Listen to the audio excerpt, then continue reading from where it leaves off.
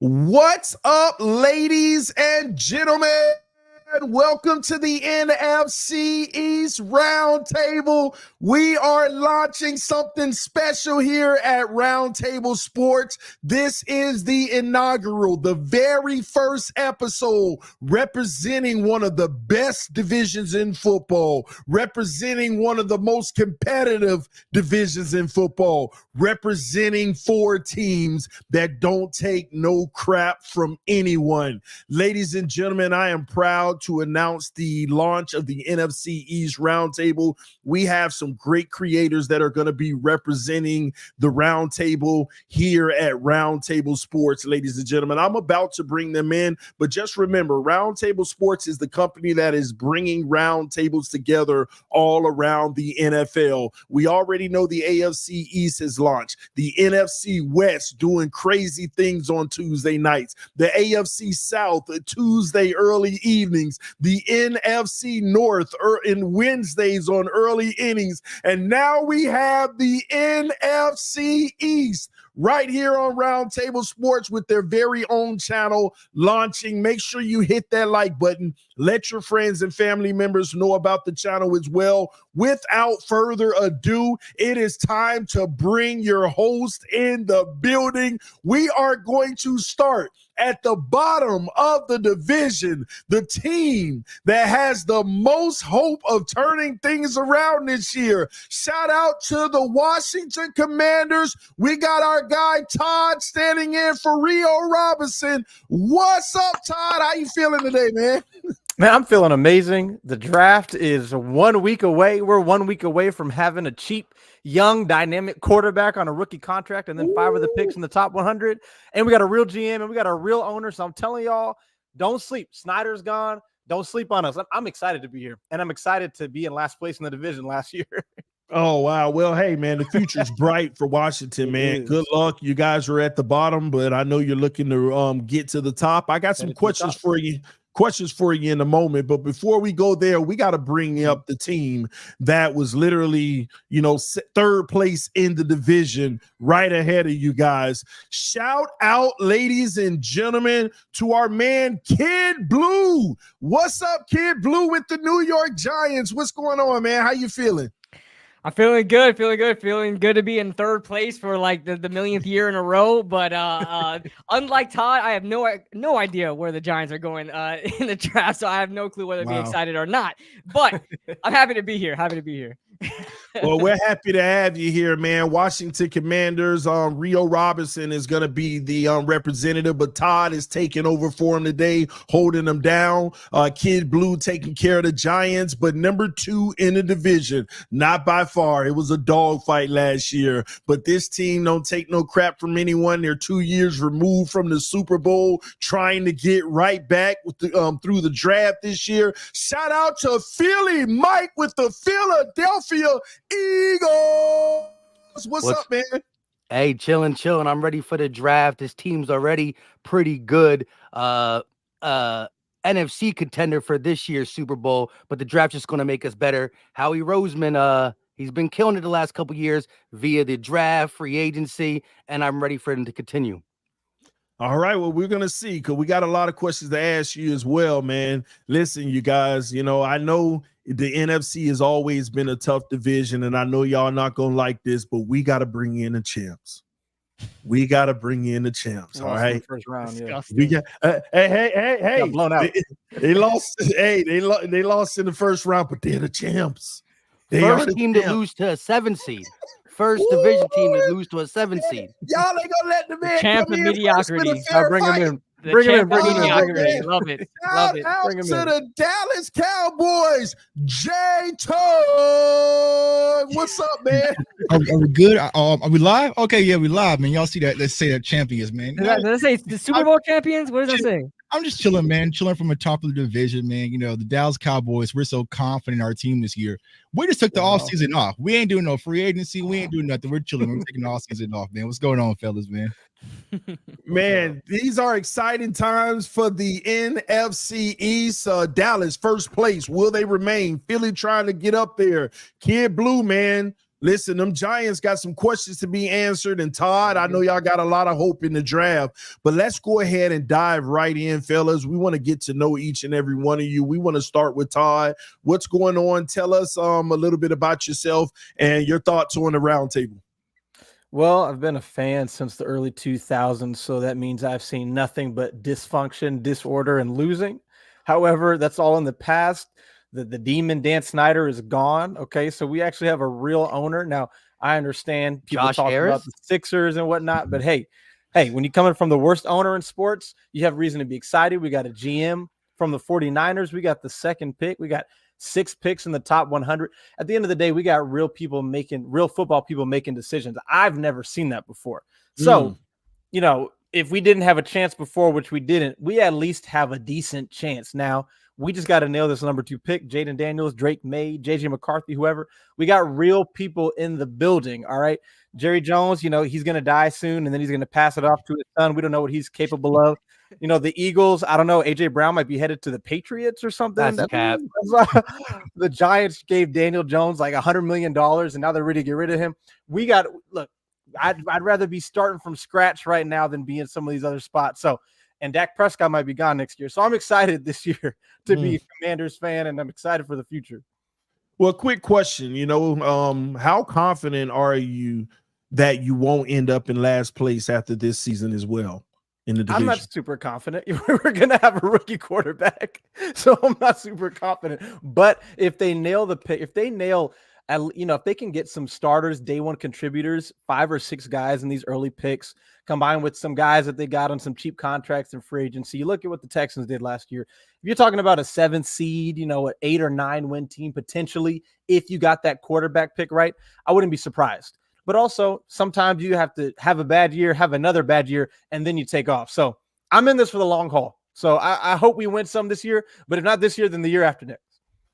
That's what's up, man. Well, let's move forward. We got Kid Blue with the New York Giants. Talk to us. Who are you, man? Let the people know. And what do you think about the roundtable?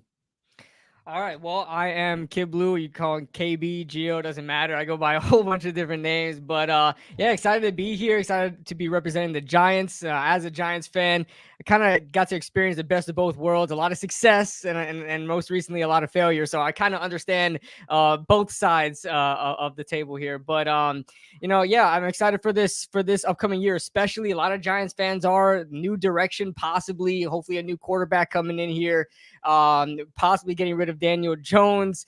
I try to support him. I try to support him all these years. Nobody was happy when he was drafted, but we tried to, give him the benefit of the doubt. That didn't work out. And now it seems like Joe Shane is having buyer's remorse. We don't really know what went down because it didn't really look like he wanted to keep Daniel Jones, but we came up and just re-signed him out of nowhere literally last minute before the deadline. But this draft is going to tell a lot about where the Giants' future is headed, whether we get a wide receiver or get a quarterback. Hopefully we end up with a quarterback. But yeah, I'm very excited to see how this season is going to go, especially for the entire NFC East and see where we stack up. So. Well, quick question, KB. I mean, is Daniel Jones being treated fairly, man? I mean, I think there's good sides for both arguments. I mean, he's definitely not, I guess, absolved of all blame. There's a lot of blame to go around on the entire team. And, especially if you go on Giants Twitter, it is chaotic over there. It's just like hold 2 different fan bases over there. And you got the, Daniel Jones super fans and the Daniel Jones, anti Daniel Jones guys.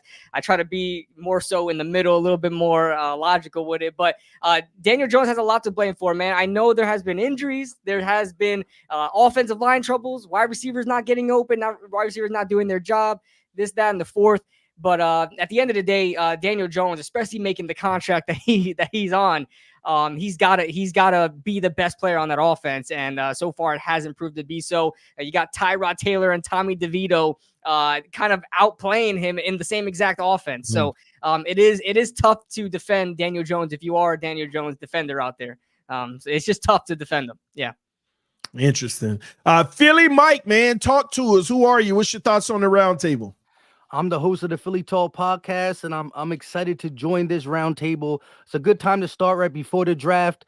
This is where teams like the Giants and Commanders can actually have smiles while they're talking. You know, the offseason comes and goes quickly. Once August and September comes here, they might not be as fun for the bottom. But the top crew, Cowboys and Eagles, we always have fun throughout the season. Cowboys don't really have fun via the offseason, as Jay Tuck said, they take off. You know what I mean? They on yachts and whatnot. Yeah. That being said, the Eagles start winning the season early in March when we get things done free agency wise. The draft has been good for us the last couple of years. I know Howie's had his blunders with J.J. Arcega-Whiteside, Jalen Reagor, but he's made up for that and more. That being said, I'm expecting big things this year. The Eagles got to be the favorites to win the NFC East for the simple fact it's a two-team race, Cowboys, Eagles, but since 2004, there hasn't been a repeat division winner, and like you said, it doesn't look like the Giants or Commanders do anything, so Cowboys won last year. That means it's automatically the Eagles, so I'm looking forward to the season as much as the draft. Man, you get Fangio back, you bring in a lot of weapons. How confident are you that you can get back to where you were 2 years ago? I believe we can. I think there is question marks still on that defense. I think the draft needs to be addressing the defense, maybe a pick or two here on the offensive side of the ball. But the defense is still the big question mark. However, there could be good answers to question marks. Just because you're a question mark don't mean it's a bad thing. We did solidify some positions, bringing some of our guys back. Look, we went with Jonathan Gannon and Sean Desai because they were disciples of Vic Fangio. Now we got the actual dude, you know what I mean? And when we were playing our best football, you know, James Bradbury was an all-pro. Darius Big Play Slay went to the Pro Bowl. It was with Jonathan Gannon, a disciple of Vic Fangio, but he was in the building. He was in the building doing whatever he was doing. So was it Jonathan Gannon? Was it Fangio? We'll find out soon. We got the same dudes in 22 who were all pro and whatnot. Bradbury was really bad last season, like went from all pro to all buns, not going to lie. That being said, I'm looking forward to him being pushed out if he can't get back to an, you know, B+ level with Keely Ringo, Isaiah Rodgers, if the NFL ever lets him off. What's that list called? The I have no I don't the list where you can't I know what you're talking about. I don't know the list. Just keep him on the list. We're gonna keep him on the list, man. Anyway, they just reinstated. Keep him on the list. Don't matter what list. They just reinstated today 5 players who were hit for that gambling stuff. My guy didn't get reinstated. They trying to keep Philly down, but we'll see. I do like the moves that were made, and I'm ready for the Fangio's defense, the real Fangio defense. Wow. Well, drunk Scooby-Doo, I actually agree with you. Listen, Philly Mike, you just educated me on something I didn't know. That is the craziest stat I've ever heard. There hasn't been a back-to-back division winner in how long? Since 04, but guess who was the last one? No, 20 years. That's why this is the craziest division in football, where it's just, oh man, that's wild to me. Well, listen, J Tuck, you won the division. First round exit. It seems like that's just something that's repetitive for the Cowboys. They had one too. You're right. You're right. But talk to me, man. Let the people know a little bit about yourself and your thoughts on the roundtable, man. Yeah, what's going on, everybody? It's your boy Jay Tuck, man. Excited to be here. You know, even though they cover bad teams, I feel like as content creators, we are the voice. We are new media. Like a lot of people come to us for their content to cover the team, man. So I'm excited. I worked with everyone. I don't think I worked with Todd before, but I worked with Rio, Kid Blue. We started off way back in 2020 where we're Young Bucks, and me and Mike bang heads all the time. So, you know, I'm excited to be here. And, you know, it's kind of cool being the hunted in the division, because you look at Philadelphia, you look at Washington, what are they doing right now? They're digging through our garbage. They went and got Dan Quinn out of our garbage. You know, so they went and got Joe Witt. They went and got Kellen Moore. So I get everyone's trying to keep up with the Cowboys. But, you know, interesting stat, like Mike said, there hasn't been a repeat winner since 04.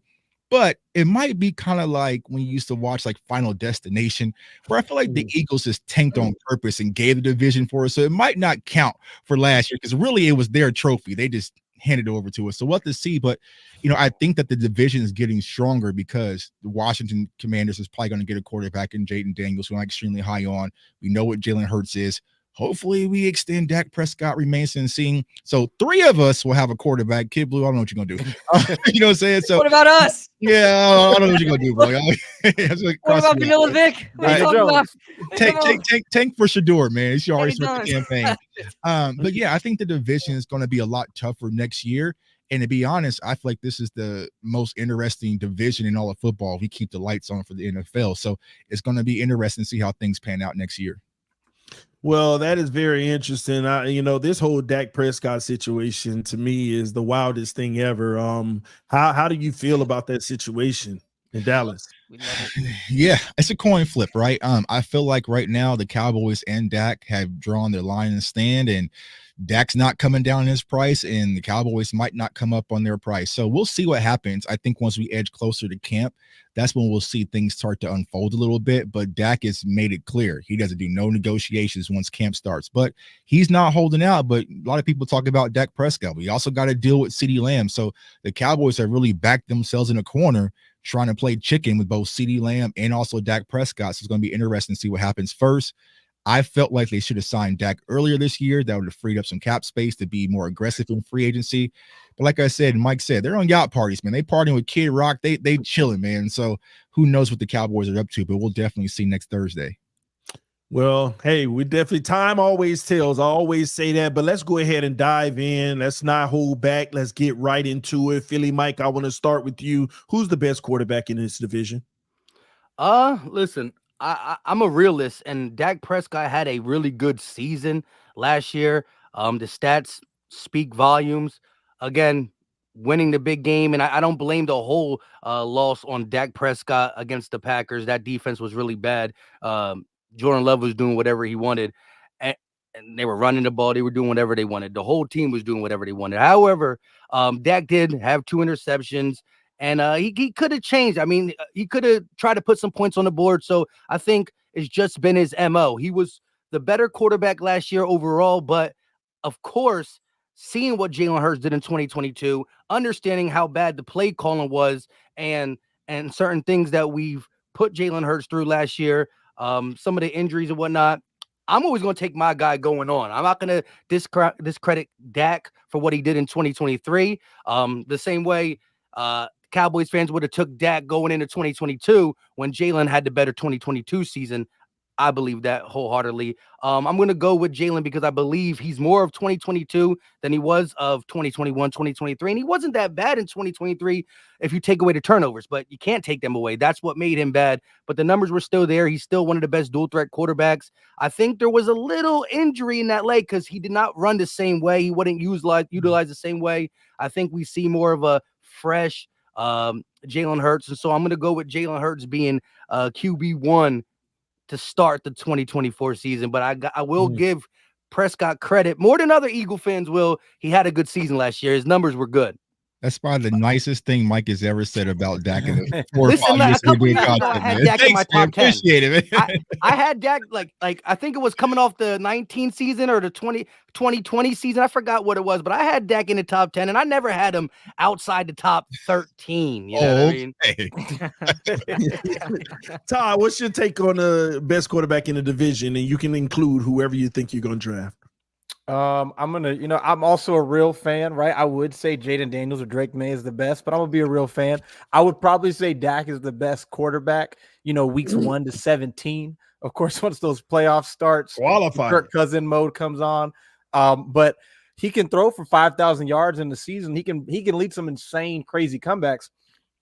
Jalen Hurts was great to start the season, has great weapons, but then it seems like teams started to figure it out. If we defend the perimeter, force him to throw over the middle, and he's getting a little banged up. So I'm gonna go with Dak. But I'm just not even trying to say this as a Commanders fan or nothing. I felt the same way about Kirk Cousins. I just don't know if Dak can get it done when the lights are brightest. Interesting. Kid Blue. I think Todd said it well, but if I'm being a real fan, I think Tommy DeVito clears everybody.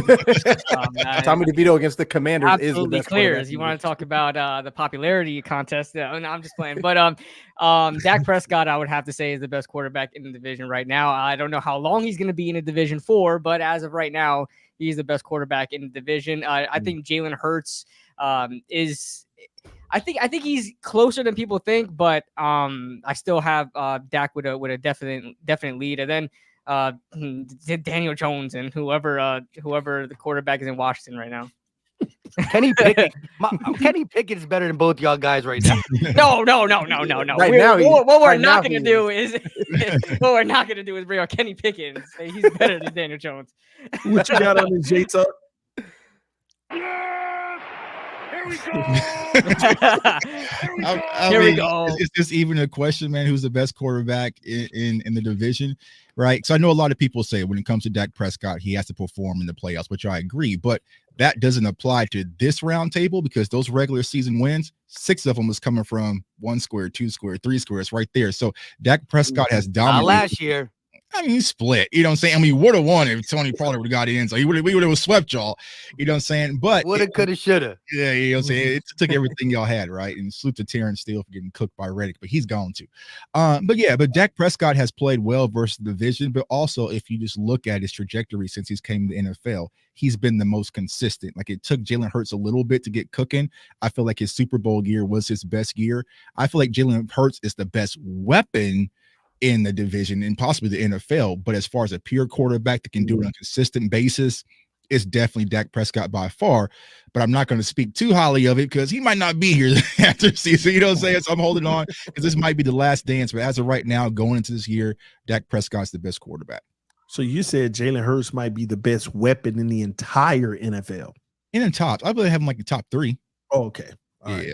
right. He still got Lamar in him. But it's like, I mean, listen, he's behind Lamar. Like 2022 Hurts when he wasn't possibly injured. I mean, he was pulling people out of his cleats. He was second to Lamar running, and in 2022, his completion percentage is, he was slinging a rock from the pocket. He was top 3 in passer rating from the pocket. You know what I mean? So he was ahead of he was throwing the ball better than Lamar in 2022 and second to him running. So I can see where that is. And nobody can stop the brotherly shove. And that did not get banned. You know what I mean? And we got Saquon back there. They both squatting 600. So it should be interesting. I know who can stop it. That old pizza boy y'all got an offensive coordinator, man. It's going to be fun to see, man. It's going to be fun to see. Hey, look, it's going to be Kellen's offense until it's 3rd and 1. Then Nick Sirianni gets stuck.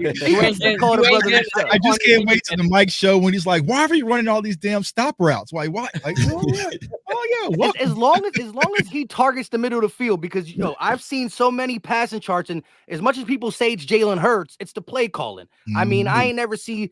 I mean, first of all, like we run 3 quarterback draws per game on average, 3 to 5. Like that is, I mean, Christian McCaffrey's on the Eli Manning, Peyton Manning show saying, here it comes. And he's not only saying it's coming, but he tells you what guard is pulling left and whatnot. He's a running back for the Niners. Right. What is going on? And then, like I said, it's outside, wide receiver screens. You got Swift. We don't even do running back screens anymore. And that was the Eagles' go-to play. So as long as the middle of the field utilized, which Kellen Moore, I think, will do, hey, give us some option routes. Jalen Hurts got to make the right decision. We got to be, and listen, I think there's not many quarterback wide receivers on the same page as Smitty and AJ, best friends and once upon a time college teammates. They all paid. We got nobody disgruntled. I think it's going to be a real good Hurt season for sure. Don't you think that we just had, Dak had all those interceptions and one person was removed and he had his best season ever in his career and the interceptions faded away? Thanks, Kelly. Thanks, Kelly. However, but he had some great seasons under Kellen when healthy too. He did. So this was his most productive, though, I would say, and most efficient. But that leads me to another question that I want to ask from a comparison standpoint of who's the best, and then we'll move on. Best wide receiver, just one in the NFC East. Kid Blue, talk to me, man. Oh, man, you got me first. Okay. Well, I think there are plenty of good receivers in this division, but I think it really just comes down to CeeDee Lamb and AJ Brown right now. And I think statistically speaking, I would probably be leaning towards CeeDee Lamb. If I'm not mistaken, CeeDee Lamb had better statistics. But if you kind of just watch them, they both kind of are special in their own ways. I love the way AJ Brown plays. I've been a huge AJ Brown guy since that draft coming out. He had me thinking the Giants were going to draft him because he had the Giants t-shirt on and then jersey on, talking about that he would like to be a Giant, but that didn't happen. Now he's an Eagle, but I like the way he plays tough.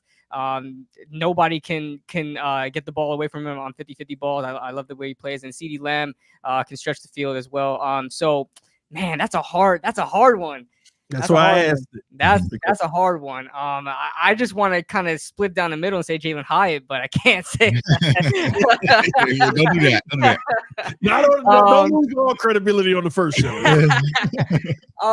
Man, You gotta pick one. You know what? I'm gonna go AJ Brown because there has been a time like AJ Brown was very successful even on the Titans. Now, a lot of people have said that Brown wasn't as good on the Titans. That's just because Derrick Henry was on the same team and they ran the ball like 600 times with that team. So AJ Brown didn't get a lot of looks, but he was extremely consistent throughout the years in Tennessee and carried that over to Philly. How many times did he have like 3 touchdown games? AJ Brown, I thought it was like 3 times or something. That's what it felt like. All the games until I bet on them to do it. Yeah, just like hat trick after hat trick, man. AJ Brown was just he was going off, man. He was like the guy to depend on in these games. So I'm gonna go AJ Brown. All right, let's go to Jay Tuck. Who you got in this one? Yeah, it's a good question. I mean, honestly, AJ Brown has done it at a higher level than CD for a lot longer. Mm-hmm. But when you look at it just from a talent perspective, I feel like CD is a little bit more versatile, being able to play in the slot and also outside. Plus, he didn't have a Smitty to kind of take away from it, and also a Dallas Goedert. So if you look at our offense just last year, CeeDee Lamb was just the guy. We knew it was going to CeeDee Lamb. Like, that was the only where we could go, and he still had a phenomenal season. So if I'm looking at it from a talent standpoint, I would say CeeDee Lamb. But if I'm looking at it for an overall just nutshell, I would say AJ Brown because he's done it on a more consistent basis. It'd be interesting to see what would things look like if Smitty was gone, right? And he was playing side by side AJ Brown and Noah Brown. Like, how would things kind of fare out for him? But I think just from talent perspective, and still got a lot of upside potential, I would say CeeDee Lamb. So your official is CD. Yeah, CD. All right. Philly Mike, talk to me. Look, I think it's a real close one. I think if you look at what CeeDee Lamb did this year, he really put on for sure. And to piggyback off what J Tuck said, as much as having a Smitty next to you might open the door for you, it also takes a lot of food off your table. Like, the door's open, but Smitty's getting his receptions too, who I think he had more receptions than AJ Brown this season, if I'm not mistaken. Now, AJ was banged up a little bit, and AJ was top 3 for a while. CD took over that. I think he finished 2. AJ finished 6. But he had that crazy streak where he broke. CD had a streak too. I forgot what it was. What was his streak? Like over 200 yards, something like that. But see, the thing about CD, he didn't get revved up till after the 49ers lost, like week 5, week 6, like, because they wasn't involving him at all. So he could have went over 2,000 yards, but I think he was over 200 yards, consistent game, something like that. He did, yeah. And the AJ was breaking Calvin Johnson's record of 6 straight in a row, above 25 plus. Yeah. So you do that in the season. Again, things for the Eagles offense, defense, everything, the whole Philly. It wasn't sunny in Philadelphia the last month and a half of football when we were losing them games, and that really put a damper on AJ. Plus, he got hurt. Like I said, I honestly agree with the whole thing with having another great wide receiver to your thing opens it up. You get more one-on-ones. But if you ask any wide receiver if they want someone to take coverage off them or they want more targets, receivers who are dominant dogs want more targets. So I think that plays into it as well. Again, listen, when CeeDee Lamb was drafted to the Cowboys, I think I was live and I almost cried, like literally almost cried, because it was just ridiculous. They didn't need to do that because they had Amari Cooper. Yeah. Michael Gallup was still good at that time. They didn't need to do it. And I was on record saying, like, early when Justin Jefferson was taken off, I said CeeDee Lamb's going to be better than Justin Jefferson. Now, Justin Jefferson is legit. He's been super consistent. But CeeDee Lamb really showed this year he can be the best receiver in the NFL. But AJ's shown, especially in them 6 games and more consistently, he could be a dominant receiver. And what I love about AJ, regardless of what people said about Tannehill, the run game, some people still say Jalen Hurts can't throw the ball and the Eagles, blah, blah, blah. He's gotten better every single season, every year in Tennessee, except for the year he got hurt.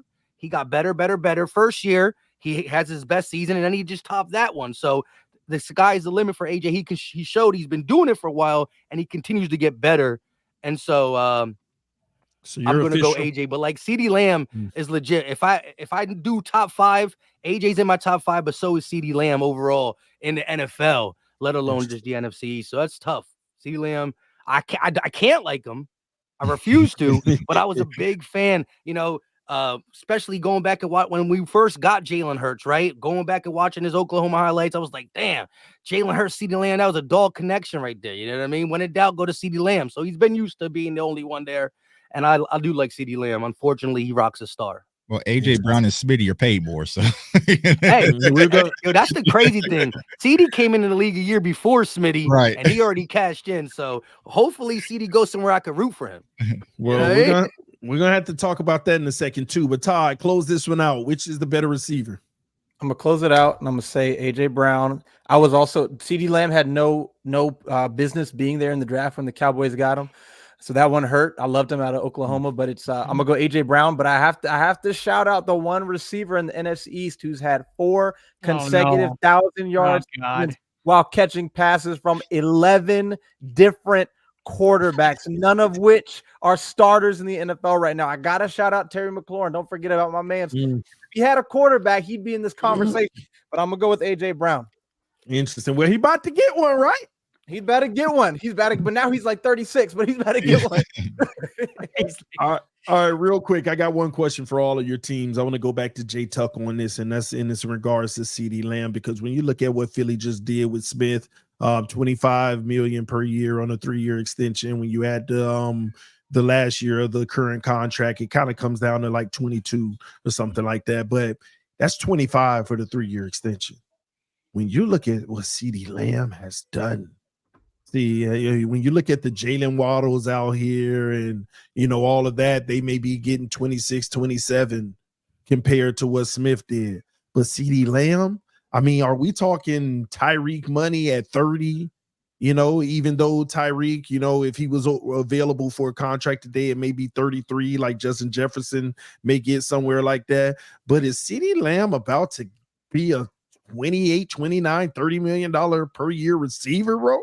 Yeah, absolutely. And it's because of the Cowboys' own dumb doing, right? Because they didn't extend him early like the Eagles just did with Smitty and get ahead of it. So now what we're sitting back is playing in limbo, right? Because the talks are picking up about Jalen Waddle. You're also hearing Cincy about possibly Jamar Chase. And then if Justin Jefferson comes up and gets paid before CD, yesterday's price is not today's price. Like, I want that. I was going to ask for this 30, but he's got the 33, bro. So it's the Cowboys' fault. So I can easily see, CeeDee Lamb getting in the 30 range. Now, for the Cowboys standpoint, what they always like to do, they like to sign lengthy contracts for 4 years, 5 years, so they can spread the money out. That's kind of the hold up with Dak Prescott. Voidable years and everything. Yeah, so they can play with the money and maneuver and do all that stuff. But I don't think CeeDee Lamb's going to go for that because CeeDee Lamb has 1,000% leverage. You think Dak Prescott has leverage? CeeDee Lamb has leverage. He's not at voluntary camp right now. And if he don't show up, we really screw. You know what I'm saying? Like, you got me and Brandon Cooks out there running routes. You know what I'm saying? So, if they don't get this deal done, you get into a holdout situation. We got the Oxnard, it can get really ugly where I think the Cowboys are going to have no choice but to cave because he is our only offensive weapon. There's no Tony Pollard. There's no Zeke. There's no. You like your tight ends? I like Jake Ferguson. Yeah, I feel like Jake Ferguson has some upside, but I mean, he's not, that yet. He can be that, but so I would say tight end. Our other tight ends, Luke Schoonmaker.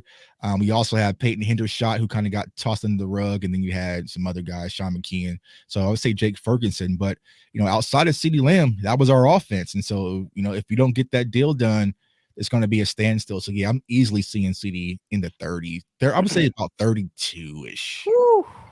Well, let me go a step further here, and maybe Cowboys tax. You know what I'm saying? Yeah, and Jay Tuck, maybe I'm going down a rabbit's hole here, but I want you to hear me out here, okay? And you tell me your thoughts on this because maybe I'm tripping. You would know better than anybody, okay? Mm-hmm.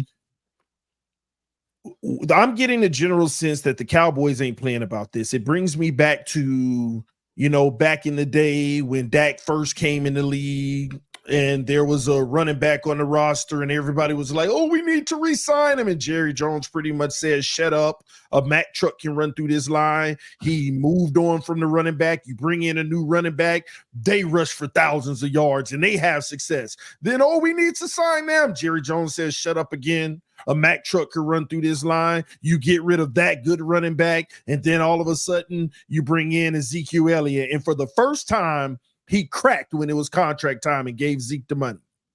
Okay. And then some could say he regretted it on the back end and said, all right, let's move on. Now we're facing this situation with a quarterback. With Dak Prescott, CeeDee Lamb, it's looking like he's taking another one of those shut up stances, and maybe I'm wrong. And is there any plausibility that on draft night, the Dallas Cowboys could be trading with a team like the New England Patriots and shipping Dak Prescott off, or even CD off for a pick? Is there any possibility, like the 2% chance that something like this could actually happen? CD, absolutely not. Dak Prescott, I would give the 2.5%. I know the topic of discussion is like he could go to the Raiders, but what people have to understand, Dak has a no trade clause. So Dak could just say no. so that's the thing. So you can't franchise tag him. He has a trade clause, so it has to be somewhere that Dak is wanting to go. And for me personally, I think that Dak would rather just hit the free agency market versus being traded, to be honest with you. So I don't see that happening. But me personally, here's what the Cowboys need to do. Rip the Band-Aid off. Either you're in or you're out, bro. Like, if you're not in on Dak Prescott, listen, you want to move on. You think you got a future quarterback in Trey Lance. Okay, let's talk to Dak. Where do you want to go? Miami? I don't care. Where do you want to go? Let's get them on the phone. Let's try to get something back in value before next Thursday, so that way you can actually have some resources to help build around your young quarterback. But they're going to sit and drag this thing. We're going to be talking about this on these shows probably until June. You know, Dak Prescott, because they're going to drag this all out. And so I don't see that happening. CeeDee Lamb, absolutely not. Now, some of the hot topic buttons coming from some of the radio people, it could be Micah Parsons, which is idiotic. I'm not even going to address that. So no, I don't see that happening. So small chance, but if anybody would be a huge surprise, it would be Dak Prescott. Interesting. And in regards to the no trade clause, I kind of feel like it's an incentive for Dak to waive it regardless, because you don't think that's scary for a quarterback that if you do gamble on yourself and you get a major injury or something like that, then your whole market kind of collapses? Or are you referencing Kirk Cousins and saying it doesn't matter? I mean, Dak did it once in 2020. He got hurt with the ankle injury and still bounced back and got his deal. And you see what, it's exactly with Kirk Cousins. Even if Dak Prescott, it had to be something horrific, right? But even if it injured Dak Prescott, there's going to be some team willing to take it. Like there's some teams going to be like desperate, like a team in Minnesota, like, yo, bro, we'll take it. So I think that Dak is going to draw his line in the sand. He's going to have Todd France, who is agent for not only Dak Prescott, but Josh Allen, also Pat Mahomes. He don't back down. Yeah, he's a killer. Right, he's a killer. He's not backing down. So it's going to be a standstill. It's going to be interesting to see how it happens. And I think that the reason why Dak won't cave is because them trading a 4th round pick for Trey Lance last year was a slap in the face. That wasn't to help a 3rd string quarterback or help depth. That was pretty much saying, okay, fire under I can bring another girl to the dance and make my the girl I really want jealous. It didn't work. All Dak did was play at an MVP level, kind of like Aaron Rodgers did with Jordan Love. So I think that's the biggest problem, to be honest with you. Every time the Cowboys want to have this gunfight contract-wise, the players play the best they ever did. CeeDee Lamb had his best career season. Dak Prescott had his best career season. Ezekiel Elliott, before he held out, best career season. So you're sitting back saying, can I really live without that? And how would I explain it? How would I explain moving on my MVP runner-up quarterback, going for a 4th-round quarterback who's unproven? And, so it's like, it's going to be an interesting game, but I'm exhausted talking about it already. Well, I'm gonna throw this out there and leave it on the edge because I got to move on to Philly. I'm gonna be respectful of time, but I'm gonna throw this out there, and I know you're gonna want to comment, but we're gonna move on, so I'm not gonna let you comment on this. But the only way you justify anything moving on from Dak Prescott is the tank for Shadur and Dion. I'm just saying. Tank for Shadur and Dion. I can see the path, but we'll get into that. I talked to Todd and Rio and feel like, how'd y'all get y'all owner fired, man? I need that blueprint, man. Let me get that. I need some of that. Yeah, man. y'all need it. Y'all need it. Yeah, man. We need it. We need it. All right, Yeah. Philly Mike, real quick, because I want to be respectful of time. Philly Mike, real quick on this one. The real thing that people want to know about in Philly, how are you gonna be able to continue forward with Smith and AJ Brown? What's the plan, bro? Or is this one of those situations where it was good while it lasted? I mean, you never really know, and it is a business, and the wide receiver market is going up. A la CeeDee Lamb is going to change the market. Justin Jefferson, Jalen Waddle. Y'all haven't talked about Amon-Ra St. Brown, who's talked about 26 to 28 mil. There's a lot of guys out there. So by the time AJ's up, it might be around that 30 mil is the going rate for an A+ wide receiver, which there's a lot of them. See, back in the day, it was easy to do a top 10 wide receiver list. Now, there's really like 17 wide receivers who are deserving in the top 10, but you can't go past top 10 on a list. It's just a really talented wide receiver league. It's a passing league. That being said, Devontae Smith signed a 3-year extension, but he's staying in Philly through 2028. And all the way up until 2028, he'll be a $20 million cap hit. But 2024, 2025, 2026, 2027, he's not even over 15 million at all. It's like 6, 8, 13, and then 15 million because he's really under contract till 2032. We got 4 voided years on that junk. And some dead money gets tied up, but nobody's better than moving money around than Howie Roseman. I mean, look what we spent this offseason, and we were able to extend. We just made Landon Dickerson the highest paid offensive guard. Jordan Mailata, a top 5 left tackle. We extended Jake Elliott. You give the 4th highest running back contract to Saquon Barkley. Sorry to say that, Kid Blue. So we're happy. Never been a problem. And because when AJ's contract's up, Smitty will still be on some small cap hits, and then you do the same thing with AJ, where his first 2 or 3 years under a new deal is 10, 12, 13 million cap hits, and the cap only goes up. And our owner allows our GM to just run that money. See, that's one thing people don't understand. When you do the voided years and all that, it's making the books look right, but Jeff Lurie's coming out of his pocket like that. Owners can be penny pinchers and say, listen, I want you to do the cap, and that's it. I don't want to spend my money. I know I'm making billions, but our guy invests, and Howie Roseman knows how to cross the T's, dot the I's. So unless there's some drama that comes up with AJ Brown, we're going to be able to finagle it. A lot of Eagle fans say, AJ's done after this contract. And, he changes profile pic to Tom Brady because he respects him. He got people saying trade. AJ had to come on Twitter and say, listen, I was watching a series of Brady. He's my favorite player. Y'all need to chill. You know what I mean? Chill. Jalen Hurts is his daughter's godfather. Like, they could beef on the sideline all they want. They don't hate each other. No, just like I come at some Cowboy fans when we talk about Cowboys, but other than that, we cool behind the scenes. That being said, I'm not worried about numbers and players' contracts. I just need to see how it works on the field. How we got that. We just got to play football. That's what I'm worried about.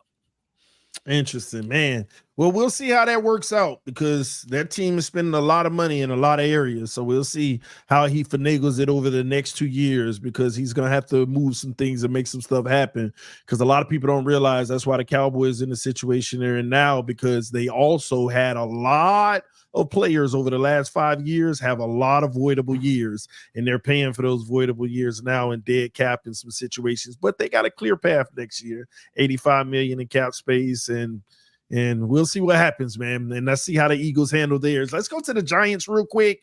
I brought this up earlier.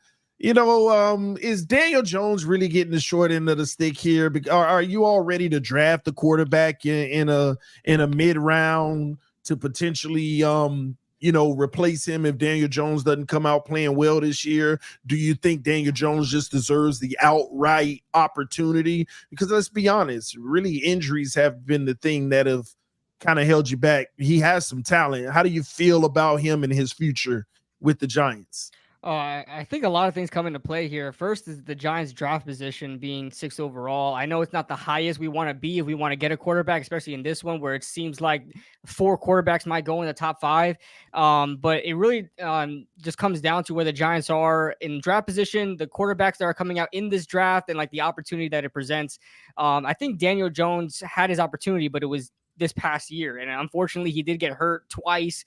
But it's just part of the situation. The Giants have to think about the future of their franchise. And, we hear from a lot of different fans and the media talking about give Daniel more time. I mean, he's going into his 6th year in the league, for crying out loud. We're talking about him like he's a second-year player, like he's Joe Burrow that tore his ACL in his rookie year. Like, just give him some time.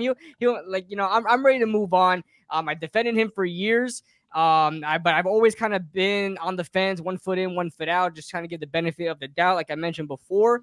But I think it's really just comes down to the Giants are in a great position right now to get a quarterback. You don't know if you're going to be in a good position next year or the year after that to get a quarterback. And you really don't want to, if you know you're not going to keep Daniel Jones, if you know he's not your future, he's not going to take you anywhere, don't waste your money down the line. When you eventually replace Daniel Jones and you spend $160 million prior to that on him, just doesn't make any sense. The Giants have an out after this season. They'll have to pay a little bit of dead cap, but it's something that I'm sure they'll be okay with if they get themselves a franchise quarterback. As far as where I really want to draft one, if you're not going to get one in the first 2 rounds, don't get one at all. I mean, I don't believe in the whole Spencer Rattler thing. I don't believe in getting like a Joe Milton and developing him. If you're going to get a quarterback in a draft, he's got to be or projected to be better than the guy that you have already. No more project guys. I don't even think Brian Dable or Joe Shane would put their careers right now on the line for a developmental quarterback to try to come in and compete with Daniel Jones. So in my opinion, there's going to be an opportunity to get a quarterback. It depends if you really fall in love with the 4th or even 5th quarterback that's on the board. You're probably not going to get the top 3, or if they kind of make a move to trade up. But in my opinion, you trade up for a quarterback, get the guy that you really like, or trade back into the first round. That's something I've really kind of been thinking about lately. I really like Michael Penix. I'm a Michael Penix guy.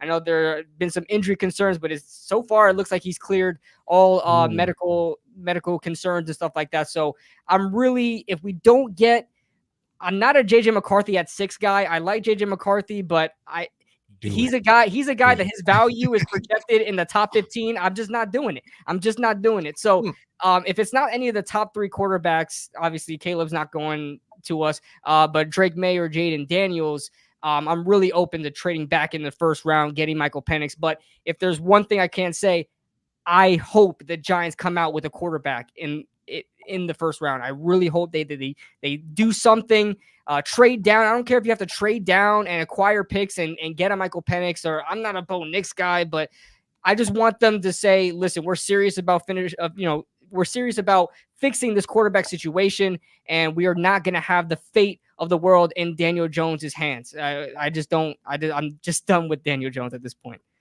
Wow. Man, yep. So let's make it official. Kid Blue. Yeah. Are you drafting a quarterback at 6? At 6, there are situations where if a Drake May were to fall, there's a lot of people saying Drake May might fall because Jaden Daniels might be higher on the NFL's boards. If he falls, I'm taking Drake May at 6. No problem with it. But I'm not taking JJ McCarthy at 6, not taking Bo, not taking even Michael Penix. I love all those guys, but you got to think about the value. If I'm taking Michael Penix, I'll trade down, or I trade back into the first round and get Michael Penix at a good spot. But at 6, probably it's going to be Jaden Daniels or Drake May. And last question real quick. If you do land your quarterback at 6, what are you doing with Daniel Jones? I've said this from the beginning. I know a lot of Giants fans don't like it, especially the ones that love Daniel Jones.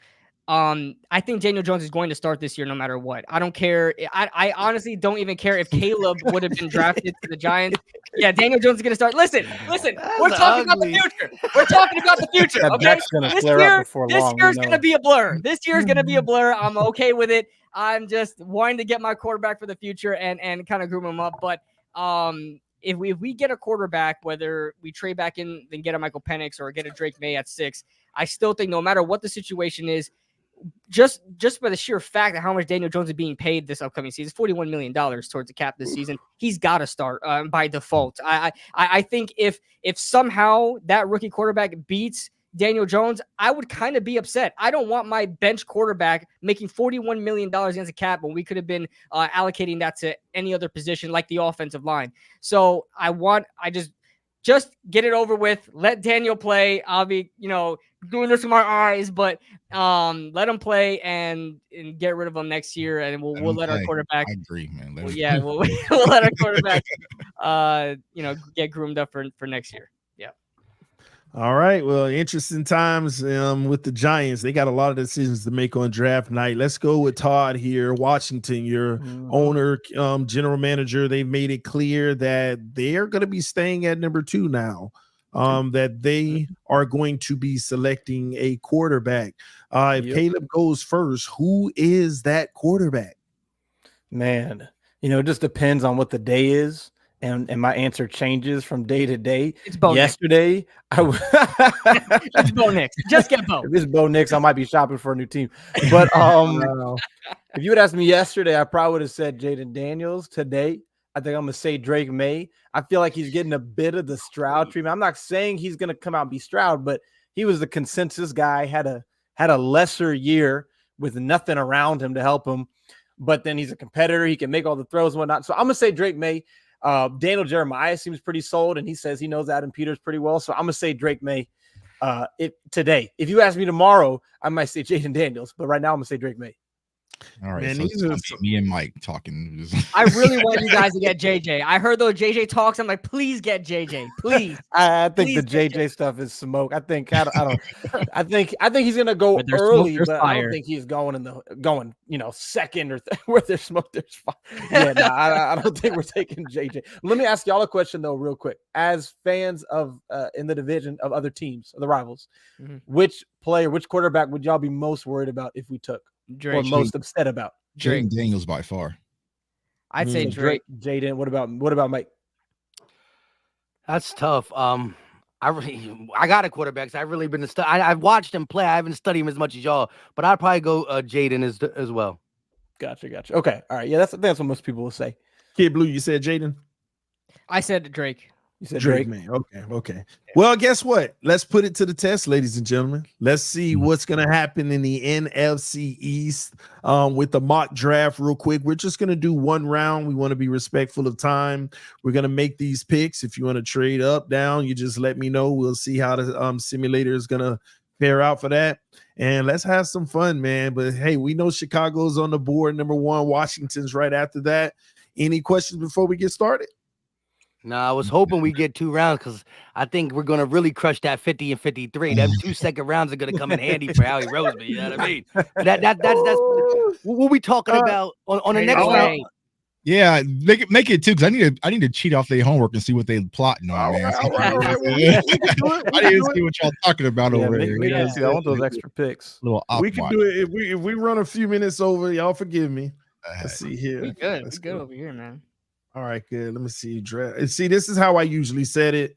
I go in the middle with the big boards. I go care for position in the middle, but draft needs makes it more realistic for the other teams, and randomness less, because I want it to be actual, where these guys will probably be. So we got Washington, we got Eagles, Cowboys, and Giants. We got, where are the Giants at? Oh, let me see. I keep forgetting. All right, enter draft. Let's do it. Let's start the draft. Chicago takes Caleb Williams, and Washington, you are now on. Wait, did I select 2 rounds yet? I think you did. Okay. It says remaining picks, and it says, you're good. Yeah. Okay, cool. All right, Washington, what's up, man? What we doing? What we doing? We're getting a quarterback. That's what we're doing for the first time. Bo quarterback. Bo knows. Now look, there's a couple different Bo. Yeah, no, Bo. Y'all can have Bo, and you can put it right next to Daniel Jones, and they can stumble in the end zone. But all right, look, this is PFF. PFF hates Jaden Daniels. They love Drake May, and then ESPN, NFL Network, it's vice versa. But I'm gonna go with the one who is gonna put the fear in the defensive coordinator before he plays a snap. I'm going to go with Jaden Daniels here. We're going to take him. My man Jay Tuck and Philly Mike helped me make that decision a little easier. My bad. Go with the Heisman Trophy 4. That middle of the field's going to be. I said JJ, not Jaden. yeah, JJ. Yeah. Too late. We on that JJ train. All right. Well, hey, man, Jaden Daniels, you got your quarterback for the future. Hopefully he can compete in this division. But hey, Drake May goes to the Patriots. Marvin Harrison Jr. is off the board. The Chargers take Malik Neighbors, and now the Giants. Tough. Joe Alt's a really good took tackle, Malik man. Neighbors too. What are we doing? You got to restart it because listen, Chargers going Joe Alt. I don't care. I'm putting it to the atmosphere. Bo is still available. All right, just by default, I mean Malik Neighbors is usually my pick here at 6, but I'm just gonna go next best available wide receiver. I'm gonna go Rome Odunze. Wow, nice pick for Daniel Jones. All right, let's keep it moving. Joe Alt, Quinyon Mitchell, Brock Bowers, Talisi Fuega, JJ McCarthy is gone. Latu, Cooper DeJean, Turner, Arnold, Verse, Murphy, Troy, Fashanu, JC Latham, Jerjon Newton. Eagles, you are up on the board. Now, see, knowing Howie, though, like if the board's falling like that, well, Cooper went a little earlier than I thought, but if Cooper's hanging around by past 15, Howie might be on the phone. He's really shown a lot of interest in Cooper DeJean. So I think that's a possible trade-up scenario. I think he's getting a lot of hype, and rightfully so. But if the board's looking like this, Mims has been talked about as a Philly pick. Just during the draft process interview, they were really hinting about, like, would you take a guy who has to sit behind Lane? And he said Lane's one of the best players, but, we like our guy sitting. Look what it's done for Jurgens sitting behind Kelsey. He played real good when he needed to last year at right guard. He's been behind him for 2 years. But we need to clean up the secondary. Even if we get a good play from Bradbury and Slay, they're both 31, 32-ish, 33. So we're going to go Nate Wiggins here. All right, Nate Wiggins. So as you make that pick, I would just like to say the Commanders would like to trade up afterwards. I want to get that in. Go ahead. Sorry. I was going to trade too. Look, I was trying to trade up with the Vikings to take Amarius Mims. I couldn't stop it in time. I'm sorry. No, you're good. You're good. Now, look, I did see Kool-Aid underneath him. That's a guy I really, really like too. He was also in the top 30 draft visit for the Eagles. The fracture in his foot, but I still probably. A lot of people don't like how light Nate Wiggins is. I'm okay with it. So we got Skinny Batman over here. They said that Devontae Smith was too little. The dude is rock solid. So you don't get lucky that many times. Corner is different, was healthy for us. Devontae Smith. So I like Nate Wiggins' game. If Kool-Aid didn't get injured, I'd probably look at Kool-Aid too around there. But I do think the Eagles will possibly trade up. But go ahead, Cowboys on the clock at 24. Before we do, Ty, who did you say you wanted to pick though? I was trying to take Amarius Mims. I thought he might be on Tuck's radar as well, and we need a left tackle. I was trying to jump up ahead of him. Also, I just wanted to take him there at 23, regardless of the Cowboys. Well, since the Vikings took him, they probably would have rejected. I personally wasn't touching him. So, all right, what you got? So, if I'm putting my Cowboys hat on, I think that Graham Barton would be the play here. A guy that can play guard and also center. We kind of got that void because he moved on. Whoa. Stop. That's what the Cowboys would probably do. But if it's me, you lost. You got Cowboys. I keep it Trill McClade. I'm going Brian Thomas Jr. and putting the fear of God in the division. I knew it. You guys just like the flashy players. That's all. You're definitely not paying Lamb now. We can stop all that double teaming CeeDee Lamb now. We took Daniels. Brian Thomas Jr. official? Is he official? No, you officially pick him? Yeah. Hit the. Can I trade with the Lions? Can you stop it at the Lions? Officially going to be traded. They let go of CD. He's getting $33 million somewhere else. Brian Thomas Jr. is off the board for Shadir Sanders. All right. All right. We're paused at the Lions. Who wanted to move up here? Yeah, I wanted to move up here. With the Giants make a pick here. They want to trade up. I'm going to give Just throw in 47 and round 1 next year as well. Ooh. Go ahead, throw that in there. You Offer might that need All that right. first round pick Definitely next year, taking bro. that. It's looking like a top 3 pick you just gave him. All right. With a Yeah, giant. you just gave them. Oh no, man! What is That was a 32nd overall pick. You just gave us George Sanders right there. Thanks, man. That's But you know horrible. what? It's not gonna matter because the Giants gonna get their franchise quarterback here. I'm taking Michael Penix Michael Jr. Penix Jr. Michael Wow. Penix ACL. I've been Jr. telling a lot of people that someone's gonna move up at the end of the first and draft Michael Penix, and there you have it. All right. Well, we proceed forward, and next up, Washington at 36. What do you do? Let's see. Let's scroll down a little bit and see what we got. I think is Tyler. Scroll down a little more. No, he's not there. Okay, that's fine. We're gonna go ahead and honestly, we need help obviously everywhere, offense and defense. But I believe with a young quarterback, you got to start by surrounding him with help. So let's go ahead. Let's scroll down a little bit. Looking at Keon Coleman, who didn't test well, but is just a big body guy. Go a little bit lower for me. A little bit. Let's go ahead. Let's take Keon Coleman from Florida State and give. We got Terry McLaurin. We got Dotson in the slot. Let's go Coleman. Give him a big body guy who can go up, throw some of those jump balls, throw some of those slot fades too. Yeah, because he ain't separated. All right. So, That's fine. Yeah, he don't need to separate. Young quarterback getting weapons in Washington. Yep. And then let's again. go one more. We're right back on the clock. This is how we move now. It's a new day, fellas. Keep scrolling down a little bit more. I've got my eye on Jatavian Sanders because you know how the value of a tight end, especially for a young quarterback. And I wanted to, trade up, get that tackle, but might have to worry about that next year. So let's go ahead. I do really like Jonah Ellis as well from Utah. Let's scroll down. Let's go Ellis. I really like Ellis. We've got the defensive tackles, Payne and Allen. Ellis has some moves already, and that's one thing Chase Young never had. So we need some pass rush on the outside because Fowler and Cleveland Farrell are not it. Let's take Jonah Ellis and get some pass rush so we can get after Hurts and See Dak now, and wait, Tommy no. DeVito. Tommy All Cotton. right. I'm kind of scared because I want Adrian Cooper here on my 50 pick, but we have 43. I still seen him on the board. I think I don't know. I think if Making a deal.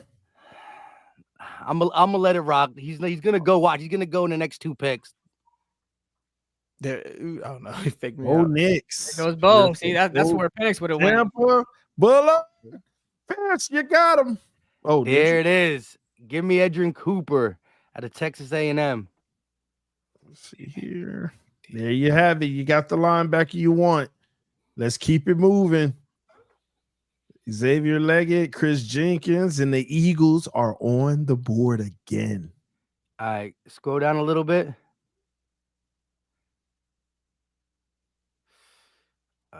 Okay, you go back up.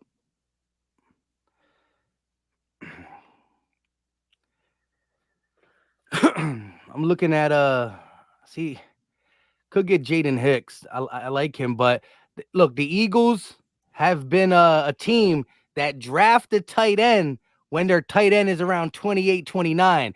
We went from LJ Smith to Brent Selleck to Zach Ertz to Dallas Goedert. We kept the good tight end on the roster for 2 years while we draft them. So I'm sitting here, and yes, the Eagles need some edge help. We can use a safety, but I'm still predicting that Justin Simmons is sitting on the shelf after the draft, and because of that, he's like, you know what, bleep it. I'm going back with Vic Fangio. The Eagles still got $30 million in cap space. They can break me off something for a year. So I think we're still going to get free agent help as it pertains to the secondary. Again, Dallas Goedert turned 29. He could be on the roster for a year or two. That 12-man personnel with AJ, Devontae, Goddard, and Sanders with Saquon. Give me the tight end. Texas tight end. Tavion Sanders. Wow. To sit behind Goddard for a year, and Goddard always misses a little bit of time. So he going to get some play. Like I said, when we drafted Dallas Goedert and Zach Ertz was in his prime still at 29, I was like, huh? And we stole him from the Cowboys too. We moved up to get Dallas Goedert from the Cowboys.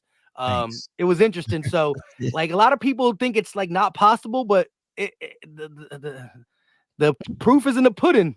I wouldn't do it personally. Like the way the board is, maybe I would have took Chris Braswell out of Alabama to edge. But it is what it is now. That All right, offense gets more scary.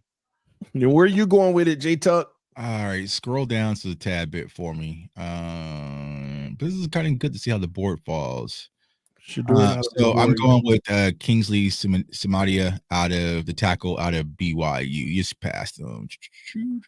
Athletic left tackle right there. Right there it is. Bang. Yeah, if you turn that guy into a good tackle, I'm gonna hate you guys forever, man. He's super. They're super high on him, and he's actually in Dallas right now as we speak. So you know, Crazy. We draft tackles high. We can't do nothing with it. You guys get offensive linemen in the 5th round, and they're like all pro. You know?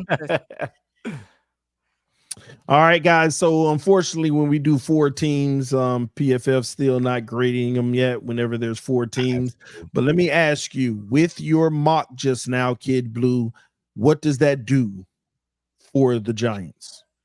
Well, I think it really sets up the future and a little bit, in the present now with Roma Dunze. He's obviously going to start opposite of Darius Slayton and Jalen Hyatt, adding a Wandale in the slot. I mean, Roma Dunze is going to get a lot of looks and kind of be there for Daniel Jones's time here. And then eventually, we got the Washington connection. We got Roma Dunze and we got Michael Penix, and they can continue their success that they had in college together now in the NFL. So I think it sets them up nicely for the future. This is probably a dream scenario I would love for the Giants to do. Don't know if they're actually going to do it. Joe Schoen is not shy of trading up in a draft. He traded up one spot just to get Deonte Banks.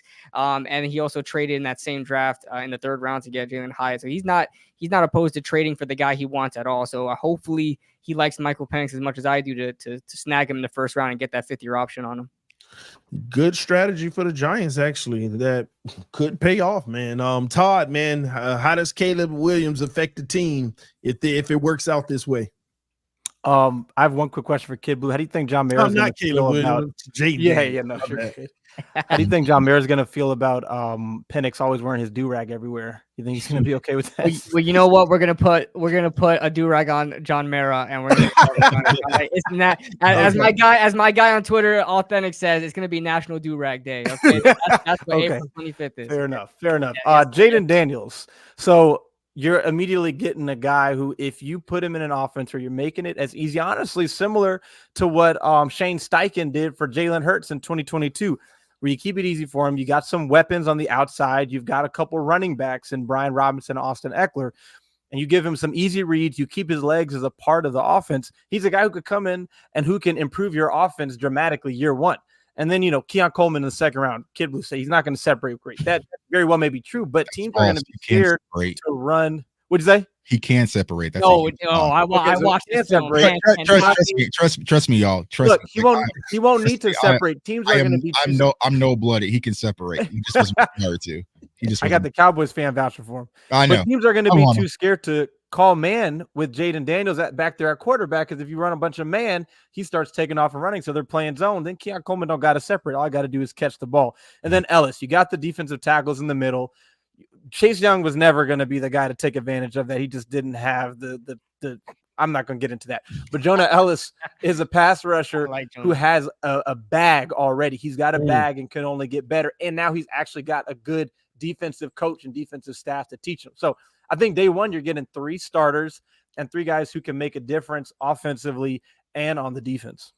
So, Todd, what I just heard is if you get these 3 guys, you're winning the division, man. All right. I mean, look, you said it, not me, but I'm not going to tell you not to say it. Philly Mike, man, the moves that you made, what does it do for Philly right away? We can't hear you. You muted. Yeah. Oh, my bad. Yeah, I think it definitely does the defense a justice because how bad we were in pass defense. Although I do think, again, new regime under Fangio, maybe Bradbury can play better. I'm not holding my breath, but what you drafted Nate Wiggins, possibly getting Isaiah Rodgers back, Keely Ringo stepping up, it puts pressure on Bradbury. You play good or you got your replacements right there. And I think, it's been so long. The Eagles are due to draft a cornerback in the 1st round. Howie's been speaking about how we got to the Super Bowl, #1 in pass defense. We have the same guys that were there, but can they play to that level at this age? I think Nate Wiggins, although he's light, the dude's tape speaks volumes. He can play both man and zone, long arms, and I love his coverage. That being said, linebacker has been a need in Philly for a while, and Kobe Dean was supposed to fill it. I'm not out on Kobe Dean. You don't just win the Buckets Award for no reason. However, injuries have plagued him. He's been hurt. Like, you can't even really watch enough tape to evaluate him. So Eagle fans who saying he's 830, whatever, yes, you could be upset about the injury history, but if you get Edgerrin Cooper, he understands, wow, they went early linebacker. Devin White, whether he's here a year or longer, he's going to mold them. I think Edgerrin Cooper is the best linebacker in the draft, just raw talent. He's an animal. And then, as much as I wanted to hit the defense, I just think that you get a guy like Sanders at the tight end position with the Eagles, mauler offensive line, left side, strong side. They're like 750 pounds there. You got Saquon, who is going to be a focal point. See, when he was with the Giants, defensive coordinator said, who's the receivers? Who's their quarterback? Oh, but we got to watch out for Saquon. Now you got $25 million receivers left and right. You got a dual threat quarterback, and you got one of the best running backs in the game. I think he's going to bring a CMC field to the Eagles offense. And how do you run the ball more efficiently? 12-man personnel. You got two legit tight ends out there. It's just going to be weapons galore. And so I think you address all that. You spent your first two picks on defense, which is the priority. But you can always, you always want to strengthen the strength.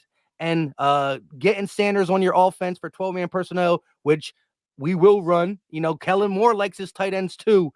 So I think it's a solid draft if the Eagles go that route. Nice. Jay Tuck, man. How does this impact the Cowboys, and does it save Dak's job? Well, I don't know what can save Dak's job. Who knows, right?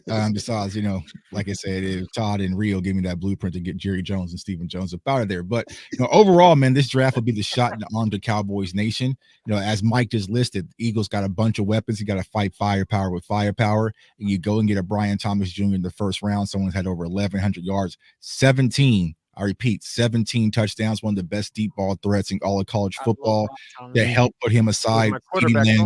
Yeah, so put him aside as CeeDee Lamb. So now you can't double team CeeDee Lamb. It's going to open up Jake Ferguson in the middle of the field. So it's definitely going to be a big boost to your offense, which would help Dak Prescott. But, once again, we'll see if he's under contract. And then you go get Kingsley Sematea, a good size left tackle, athletic, that can play on the perimeter, can dance with some of those, speedy pass rushers. You also going to have Tyler Smith, a young left guard / tackle on the left side, who's playing the all-pro level. So that improves your offensive line instantly. So overall, man, I'm good with this draft. And only thing I'm sick about is, Philly Mike and the Eagles getting Edgerrin Cooper. And just it was like a cold splash of water. Let me know, like, damn, they got 2 picks before us. They're definitely going to get one of those linebackers, whether it's Cooper or Wilson. So I'm going to have to rethink some things. You don't like Cooper or Wilson? You guys don't like better? I like Wilson. Wilson's my 1A.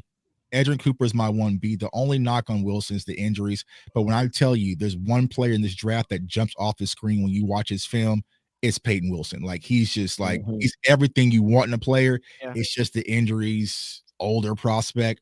But man, like my friend Big Game James interviewed him at the Senior Bowl, and he said one quote that stood out to me. He's like, because I have the injuries, I play every play like it's my last. I never know it's going to be my last play. That's why like he plays like it, man. Like, he literally plays. Like, I remember I first scouted him early in the draft process, and I said, my God, what do we have here? But I also love Edgerrin Cooper, extremely athletic. You guys don't like Colson? Junior Colson is what the Cowboys need at the linebacker position. Yeah. But Cowboys fans hate anything with the Michigan helmet on it because we've been striking out all Michigan. So I brought up Junior Colson, man, made a Junior Colson film breakdown, and Cowboys fans got lit up. Me. No more Michigan players. I'm like, all right, bro. I'm just trying to say, you want to run, stop, and linebacker. It's him. He's a big boy, man. He's tough, man. He's tough. You also have him. You have Trevin Wallace, Kentucky. We can do draft stuff all day, man. I love draft stuff. Yes, sir. Yeah. Well, there you have it, ladies and gentlemen. A mock draft right here on the NFC East Roundtable, man. J Tuck, Philly, Mike, Kid Blue, and Todd representing today. Again, Rio Robinson is going to be representing the Washington Commanders. Todd held it down for him today. We appreciate you big time, Todd. Let's get some last words before we get out of here for the audience. Todd, what do you have to say? I'm just saying, the last 25 years of the Commanders, forget about it. The future is bright. Okay, we're gonna start competing. We're gonna be rivals again. Check out our podcast, Tay and Todd podcast, where we do film breakdowns and just talk about everything that the Commanders do. And like I said, we're back up. We got some real people in the building again, and we're gonna get a new stadium soon too. So Yeah, Nice. you need one. Yeah, man. because you can't be letting your stadium fall on my quarterback. You know what I mean? Well, I was the one who loosened the bolts the night before the game. Yeah. We need one. We got a CD stack for a damn stadium. But yeah. Half the league needs one. Kid Blue, final words. Final words, man. This was a great time. I had a lot of fun. And I'm excited to continue this in the future, and especially this draft, man. This draft, especially for us Giants fans, has been kind of like one of the most anticipated drafts in a long time because, you know, the whole Daniel Jones thing and us possibly being able to have a new era there at the quarterback position. But I'm excited. I love talking anything draft, and doing mock drafts and all prospect talk and stuff like that. So it's a lot of fun. But yeah, just you wait, guys. Just you wait. Giants on top once we get our quarterback. Giants on top. Brian Davis. Man, Philly Mike, last words for the audience. Yeah, I'm excited to do this. You know, the draft talk is all fun and but at the end of the day, the football play is what we all really here to do and talk about our teams. Yeah, the draft makes our teams better, but that's not the end all be all for a. If you're just counting on one draft, you're most likely not going to have a good season. It helps, but it can't be the end all be all. That being said, when we start doing this every Thursday at 6:15 with, you know, a backbone to stand on, what these draftees and or coaches, players are doing, it's going to be real fun. It's going to be hectic, but all good talk. The NFC East is just a crazy division, and it's just going to be a fun time. Like I said, I'm the host of the Philly Talk podcast. If y'all want to come hate on the Eagles, because we're going to be winning some games, you know what I mean? You can come over there. But at the end of the day, this is going to be fun to do weekly. I never talked with rivals that often, you know what I mean? And I feel bad for the bottom half of the screen because, you know, but after week 4 or 5, it's going to be a lot of. Look, man, don't feel bad for me. Hey, if you guys want to talk smack, all NFC East fans want to talk smack to my channel, go ahead, do it. You know, I love the heat. Let's go. J Tuck, words for the audience. Yeah, man, this was fun, man. I'm excited to be a part of it. I'm excited to help it grow. You know, salute to everyone on this panel, man. Phenomenal job. Like I said, we are the pulse of our fan bases, man. We keep things rocking. You know, we don't take seasons off or, you know, no time off, man. We're constantly working around the clock. So I'm excited, man. The NFL draft is something that I just like, just from a fan perspective, to see these young men's dream come true. And for us Cowboys fans, it's the one thing the Cowboys actually have to participate. You got to draft, bro. So you can say you can go and sell your yacht sitter in the offseason and not do free agency, but you're going to have to draft. So it's going to be interesting to see how things pan out. Typically the Cowboys do well.